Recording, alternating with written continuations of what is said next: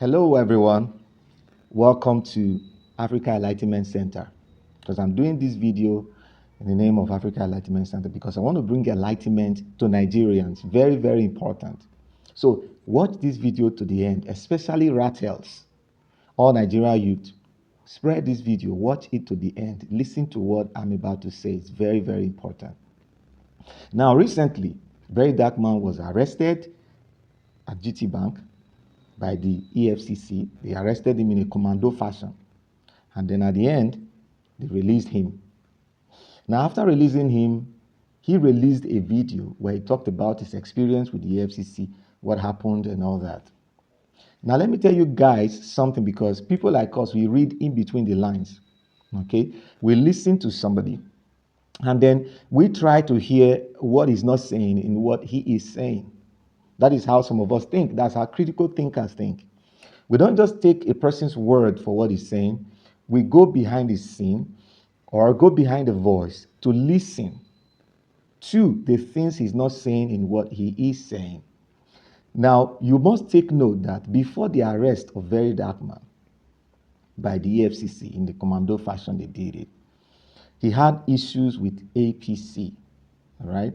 When he talked about, what was going on and all that. They gave him, I think, a 7-day ultimatum to render an apology, and he said he wasn't going to apologize to anybody and all that. What did they do to him?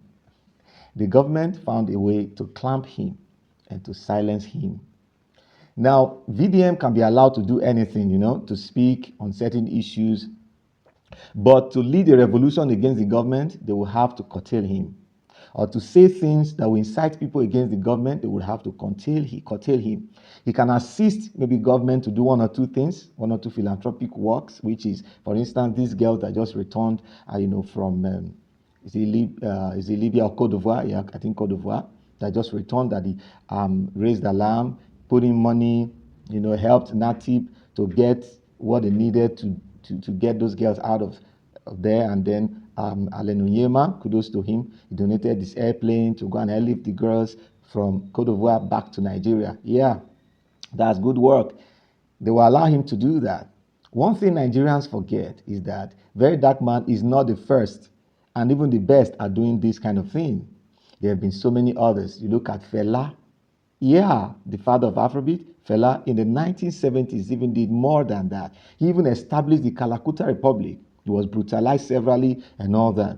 But he didn't lead a real revolution, a physical revolution but he was vocal with his music, with his words and all that. And then he did philanthropy. He showed the example of how government should behave. He gave to people, helped the poor with that is Kalakuta Republic thing. And then we had the person of Tai Solarin. A lot of Nigerians don't even know Tai Solarin, but maybe you can Google it, you must have heard of Tai Solarin, I think College of Education or so in the West. He was a very big philanthropist. These people did more than Verydarkblackman is doing. They criticized government, they were social critics, they were political critics. They did a lot of work, philanthropy and all that. Then you talk about Ken Saro-Wiwa, Ken Saro-Wiwa, and then you talk about even the late Obafemi Awolowo, even brought free education, did a whole lot of work. But all these didn't change Nigeria. The late Gani Fawayimi, human rights lawyer, activist, he did a whole lot of work. But that didn't change Nigeria. None of it did. You see that? When you start going against the government, because what the government runs on a constitution, right? And then there are people who implement this constitution to their own favor, all right? They implement this constitution to their own favor. So as they're leaving government, others coming in, they hand over to them. So the necessary reforms that will bring about change in a democratic system, they are not there. They are not in place. So no matter how you talk, the system continues to run. You can only criticize the system and then maybe do a lot of charity works, a lot of, what do you call them? Do charity, philanthropy and all that. Nobody will talk, the government will let you ride. But when you try to lead a revolution that would change the government, that would change these policies through which the government is oppressing people, then you have a problem, a real problem with them, and they will make sure they silence you. They'll look for your baggages, look for every way to silence you, especially when the movement is controlled by one single individual. And then what happened, for instance, the obedient movement, they were able to curtail the NSAS movement, before the obedient movement, they curtailed the NSAS movement because they came out and said it has no leadership and all that. And they were just moving like a head without leadership. They didn't even know what they wanted because that NSAS was fueled by young people, especially young people who were into fraud, who were being molested by police, not just those into fraud, anyway, young people being molested by police, and they wanted police brutality to end.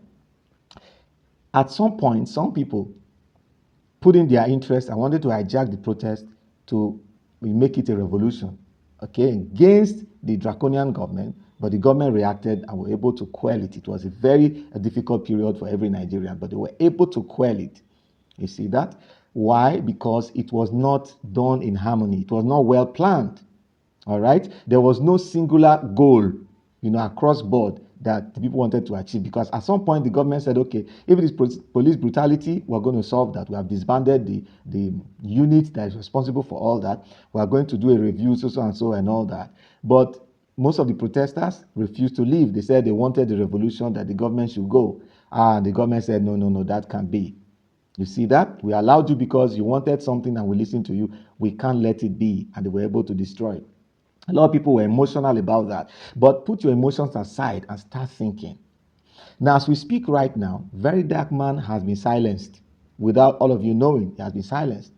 Because he can, for instance, he started by fighting against people who are selling fake skincare products that are destroying, a lot of people's skin and all that, and, affecting people's health.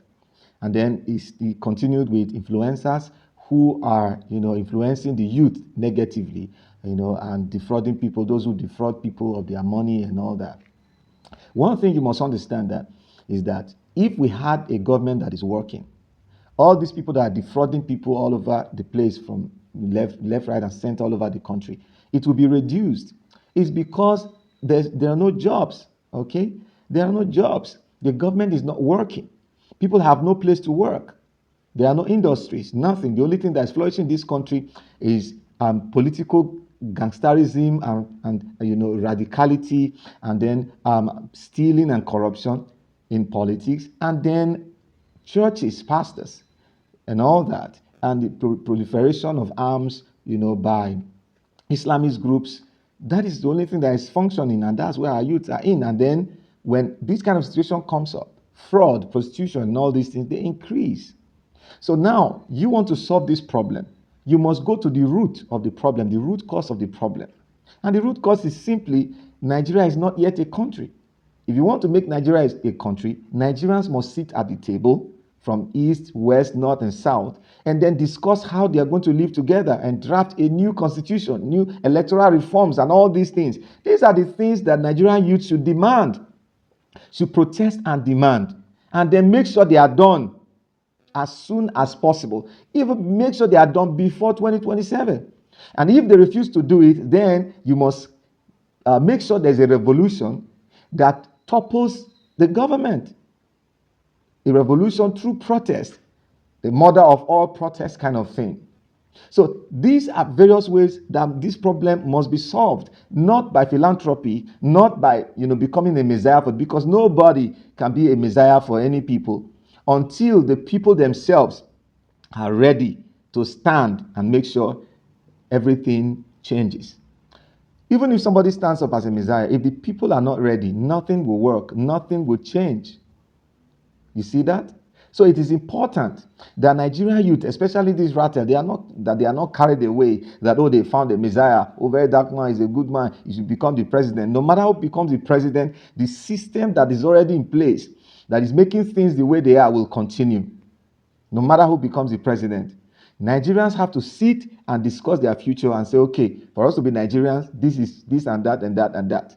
We cannot run this republic like this. We have to sit down and then talk about resource control, talk about a new constitution that will incorporate all the ethnic groups into the system, and then a weak center with strong state structures. Then you talk about security structures, not confined to only the federal government. You have state security structures, you have local government security structures that are not pocketed by politicians or not, controlled by the governor or by the president or by the local government chairman. that are independent structures, just like it operates in the West, just like it operates in America and Russia and other places. These are the things, the reforms that are needed to change the system. Nigerian youth, are you asking for reforms? You are not even asking for reforms. What you are, all that they focus your attention on is getting a messiah that is going to sit at the presidency and give order and things. No president can even give order and things will work. It doesn't work that way. Because the people that are with the president, they are the ones that make the president do anything he wants to do. You see that? So look at our local government. Look at our state assemblies. Look at the National Assembly we have. They are all from our locality. What are they doing there? What are they doing? So we have to redirect this energy that we're using to hail Verydarkblackman as a savior and all that. He hasn't really even done as much as the people that I mentioned earlier. People like Fela, Tai Solarin, you talk about Ken Saro-Wiwa, you talk about Bafemi Awolowo. They were the hope of the masses. But at the end, what happened? Because there was no tangible focus, what we want to achieve, what will actually solve the problems. Nobody was looking into that. You see that? So toppling government is not just the issue. What are the policies with which a government will run and help the country to grow? What is happening in Burkina Faso was because a young person led a military revolution that toppled the corrupt government in power, and then he started implementing. He removed all the bureaucracy. For instance, a road contract that is awarded for 10 million, for instance, $10 million. The money that will be used to do that project will not be more than maybe like $3 million. The remaining $7 million is shared amongst the politicians. They share the money amongst themselves. And even the contractor, they are the ones that bring the contractor and they share the money amongst themselves. So $7 million is lost. Only $3 million is managed to do the project. And nobody asks questions and all that. Nobody can challenge them. Such level of impunity, and they claim is democracy. So this guy comes in and is handling all these projects, giving the projects to people who really deserve them to do them. And they are getting things worked out. You see that? Giving opportunity for their own people to invest genuinely in the development of their country, not seeking foreign loans. Making sure that their country, they are the ones that are harvesting their minerals and they sell at their own price, not the price that anybody in the West fixes for them to sell their products and all that. Creating a new reserve for themselves, creating a new alliance, the AS alliance, so that they can, have their own reserves. Not like another country, a foreign country holding your reserves for you. Why would somebody keep your reserves for you? A foreign country be keeping your reserves for you? These are the issues. And the man has removed all the bureaucracy and is getting things done. He aims throughout, before Traore came, only about 3,000 kilometers of road was motorable across the country, was well done. Now he's targeting 5,000 kilometers every year, and work is on. He had to bring all the machines from outside. He bought all the machines, he's importing them. And his people are learning to produce these machines. His people are learning to produce electric vehicles and all these things. So he's opening up his country for development within a few years. You see that? Because he has removed all the bureaucracy, all the corruption. He has been able to stamp it out. Now that's military revolution. Now we have to look at Nigeria. What kind of revolution will work for this country? These are the things we are going to look at, we are supposed to look at. And it's very, very important. Not, amassing different messiahs for ourselves. For instance, some people see Atiku as the messiah that will solve Nigeria's problem. Some people see Peter Obi as the messiah that will solve Nigeria's problems. Some people see Showore as the messiah that will solve Nigeria's problems. Some people see Verydarkblackman as the messiah that will solve Nigeria's problems. That's how we have heaped different messiahs. And the government enjoys it. Because at the end of the day, everybody, all of you will be losers. You see that? They will steal the elections and they will enter into power again. So if you don't want them to steal the elections, why not dismantle all these messianic thing, narratives that you've heaped up because based on just individual works of these people they are doing. And Nigerian youth come collectively together and say, we must take our countries back. What are the things that are the problems of this country? What do we need to solve them? You need reforms. Reforms that will put money in the right places. Reforms that will remove all the bureaucratic bottlenecks that make some regions developed and the others not developed. For instance, Calabar Seaport is not working. Warri Seaport is not working. They are supposed to be working. Everything is now concentrated in Lagos. You have seaports in the south. They are trying to construct dry ports in the north and all that. Whereas the seaports that are supposed to supply the north, they are not working. Because they know if these seaports begin to work, the people who are the ones that are controlling export and import in this country, controlling what comes in and what goes out of this country, they will lose the power. Our youth are not even thinking in that direction. When all this happens, when you have all these ports working, what will happen? Employment will be too much that just like Ghanaians came to Nigeria the other time, other countries will begin to come to Nigeria to come and work because there will be surplus work for people to do.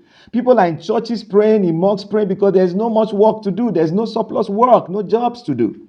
So people are seeking solutions to problems that naturally you don't even need anything to solve it, but just provision of available opportunities. Just opportunities. And we have the raw materials to create all the industry we need. We have all the raw materials to create it. And we have all it takes to create it. We have the people to create it.